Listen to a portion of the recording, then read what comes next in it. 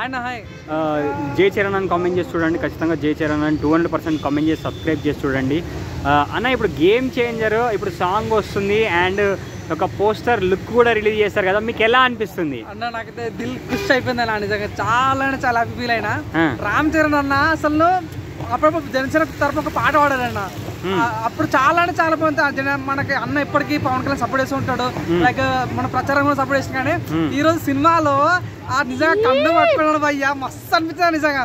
కండు పట్టుకుంటే అబ్బా ఏమున్నా సక్సెస్ మన సినిమాల కంటే సక్సెస్ మీట్ అట్లా ఏముంటా అన్న, రాజకీయ సక్సెస్ మీట్ ఉండదు కదా, సక్సెస్ మీట్ ప్రోగ్రామ్ లాగా అనిపించింది నిజంగా.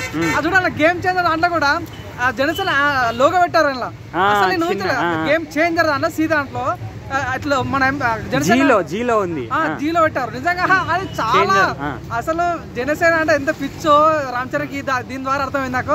నిజంగా happy, wish all the best అన్న. నిజంగా వినాయక చవితి సందర్భంగా నిజంగా వాళ్ళు ఈ పోస్టర్ రిలీజ్ చేశారు, సెప్టెంబర్ రాబోతుందంట.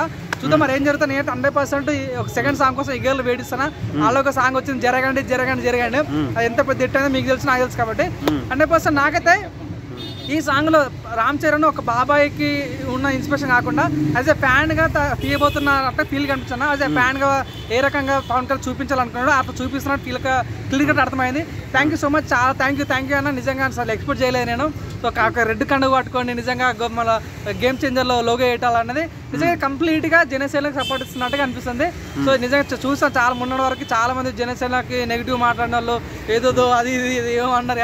కానీ ఈసారి అయితే ఒక నిజమైన ఒక ఫ్యాన్ కట్టర్ ఫ్యాన్ సినిమా చేస్తే ఎలా ఉంటుందో అలా ఉండబోతుంది గేమ్ చేంజర్ అని ఫీలింగ్ కలిగింది. 100% మా పవన్ కళ్యాణ్ ఫ్యాన్స్ మీకు ఎల్లప్పుడు ఉంటారన్న గేమ్ చేంజర్కి. Wish all the best. అంటే మీకు ఆ పోస్టర్ చూడగానే ఫస్ట్ థాట్ ఏమనిపించింది? నేను సక్సెస్ మీట్ అనుకున్నాను, ఇది పొలిటికల్ సక్సెస్ మీట్ ఏమో అనుకున్నాను. అయితే అసలు రామ్ చరణ్ నుంచి ఇది ఎక్స్పెక్ట్ చేయలేదు. అప్పుడు ఎప్పుడో పవన్ కళ్యాణ్ బర్త్డే అప్పుడు ఇట్లా హెలికాప్టర్ నుంచి కింద దుంకిండు, అది ఒకటి కానీ ఒక సాంగ్ పాడాలి కానీ ఈ రోజు ఆ లోగో రిలీజ్ చేయడం కానీ నిజంగా ఒక కట్టర్ ఫ్యాన్ అంటే చూడన్న. సో మా అందరు పవన్ కళ్యాణ్ ఫ్యాన్స్ కానీ ఈయన కట్టర్ ఫ్యాన్ అనమాట. సో ఈ రకంగా కనిపించింది. థ్యాంక్ యూ అన్న. నిజంగా ఉంటుంది చూడ ఆ బ్లడ్ లో మ్యాజికే వేరన్న, ఆ బ్లడ్ లో మ్యాజికే వేరు. ఓవరాల్ గా ఒక్క ముక్కలో గేమ్ చేంజర్ సినిమా గురించి చెప్పాలనుకుంటే ఏమని చెప్తారు?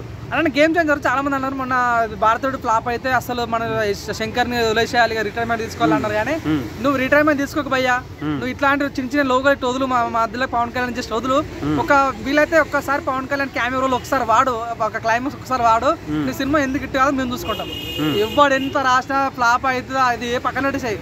100% పవన్ కళ్యాణ్ అది కండువ వాడేవో చాలా ఓకే, మాకు చాలా నచ్చింది. ఇప్పుడు మా బాధ్యత మేము తీసుకుంటాము. మా రిక్వెస్ట్ అనేది దయచేసి పవన్ కళ్యాణ్ రాకపోయినా పవన్ కళ్యాణ్ ఫోటో అయినా సరే మన సినిమాలో కనిపించాలి మనకు దొరకకుండా చూస్తావుగా ఖాళీ ఆడించే ఆట ఇప్పటి నుంచి అంతే.